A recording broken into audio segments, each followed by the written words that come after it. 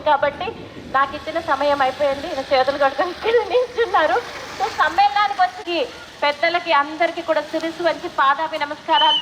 సమయం కూడా సరిపోతే పక్కనే వచ్చి నిలబడతాడు ఈయన అని చెప్పని కృష్ణు అలాగ అంత్యక్రియ చేశాడు. అవన్నీ సాయిబాబా గారి ఆశీర్వాదాలు అనుకుంటారు. ఏంటంటే సచ్చరిత్రని అధ్యయనం చేయవలసిందిగా ప్రార్థిస్తున్నాను. రేపటి నుంచి ప్రతి ఒక్కరూ ప్రతి ఒక్క లైను చదువుకుంటూ శ్రద్ధగా ఈ లైన్లో బాబా ఏం చెప్పాడు, ఇది నేను ఆచరించానా, ఆచరిస్తున్నానా, అలా వెళ్ళండి. మొదటి లైన్లోనే ఆగిపోతాం. నాకు మొదటి అధ్యాయంలోనే ఆయన సాటేకి హేమాడ్ పంత్ గారికి ఒక వాదన జరిగింది. వాదన అహంకారంలోంచి పుడుతుంది, వాదన వల్ల అశాంతి పుడుతుంది అన్నాడు. ఏ విషయంలో అయినా వాదించకుండా ఉండే మనస్తత్వం నాకు వచ్చింది అని చేతులెత్తండి. ఏ విషయంలో అయినా నేను అసలు వాదించను ఎవరితో కూడా. ఒక్కొక్కరు ఒక్కొక్క విషయంలో వాదిస్తాడు. ఒకడు ఆధ్యాత్మికంగా వాదిస్తాడు, ఒక రాజకీయంగా వాదిస్తాడు, ఒకడు క్రికెట్ స్టార్స్ ప్రకారంగా వాదిస్తాడు, ఒకడు సినిమా స్టార్స్ అభిమానంతో వాదిస్తూ ఉంటాడు, ఒకడు ఇంట్లో కుటుంబ సభ్యుల మీద వ్యతిరేక భావంతో వాదిస్తూ. వాదన లేకుండా జీవితమే నడవదు అసలు. మొట్టమొదటి అధ్యాయంలో చెప్పాడు. ఆ వాదన దగ్గరే అందరం ఆగిపోతున్నామే. ఇంకా మహానుభావుడు సచ్చరిత్రలో ఎంత జ్ఞానం చెప్పాడు, మనం ఎక్కడ ఉన్నామనేది తెలుస్తుంది అని మరొకసారి మీకు మనవి చేస్తూ, సచ్చరిత్రని పారాయణం చేయవాకండి, 7 రోజుల్లో పూర్తి చేయాలని అనుకోవాకండి. నెమ్మదిగా చదవడం మొదలు పెట్టండి. కొత్తగా బాబా మార్గంలోకి వచ్చిన వాళ్ళు ఎవరైనా ఉంటే వాళ్ళు వారం రోజుల్లో పూర్తి చేస్తే కోరిక తీరుతుంది, రోగం తీరుతుంది, కష్టం పోతుంది అనుకునే వాళ్ళు చేయండి, తప్పులేదు. కానీ అందులో శ్రద్ధ భక్తి ఉందా? చాలా తగ్గిపోయింది. మీకే కాదు, చెప్పే వాళ్ళకే తగ్గిపోయింది.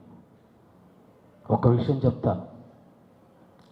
ఒకప్పుడు 30 సంవత్సరాల క్రితం షిరిడీకి వెళ్తే మాలో బాబా ఎంత గొప్ప వైరాగ్యాన్ని ప్రసాదించాడంటే, ఇంటి దగ్గర నుంచే చెప్పులు వదిలేసి షిరిడీకి వెళ్ళేవాళ్ళం.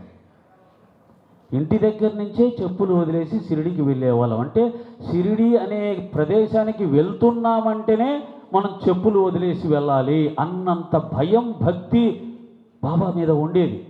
ఇప్పుడు ఇందాక ఎవరో చెప్పారు, మన స్వామీజీ చెప్పినట్టుగా. అలాగే చెప్పులు కూడా సత్సంగానే, నేనైతే సత్సంగానికి పిలిస్తే కూడా ఇంట్లో చెప్పులు వదిలేసి వెళ్ళిపోయేవాడిని. చెప్పులు వేసుకుని వెళ్ళేవాడిని కాదు. నిజంగానే హాల్లోకి చెప్పులు వేసుకొని వస్తున్నాం, పర్మిషన్ ఇస్తే పైకి కూడా చెప్పులు వేసుకొని వస్తాం. కొద్దిగా బాగా భయం భక్తి తగ్గిపోయింది. భయం భక్తి లేని సాధన మనని అంతర్ముఖానికి తీసుకువెళ్ళదు, ఆత్మ దగ్గరికి తీసుకెళ్ళదు.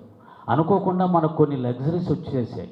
సుఖాలకు అలవాటు పడ్డాం. ఏసీ లేకుండా బ్రతకలేం, బూట్లు లేకుండా బ్రతకలేం. దాంతోపాటు కొంతమందికి అనారోగ్య సమస్యలు కూడా ఉన్నాయి.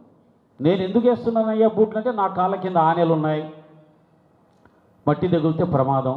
అక్కడి నుంచి జీవితం మారిపోయింది. బూట్లు వేసుకొని తిరుగుతున్నాను. నన్ను నేనే తిట్టుకుంటుంటాను, బాబా నీ కార్యక్రమానికి కూడా చెప్పులు వేసుకొని వస్తున్నాను, బూట్లు వేసుకొని వస్తున్నాను, షిరిడీకి కూడా బూట్లు వేసుకొని వస్తున్నాను. ఇంకా వీలైతే ఎంత వీలైతే అంత దగ్గరి దాకా బూట్లు వేసుకొని నడుద్దాం, ఎందుకంటే మట్టి తగిలితే కాళ్ళు పాడైపోతాయి.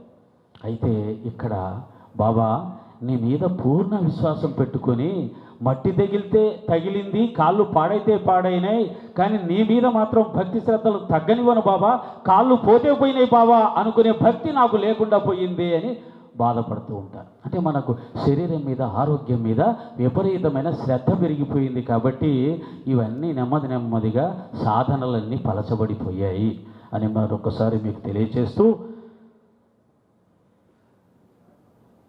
ఓకే.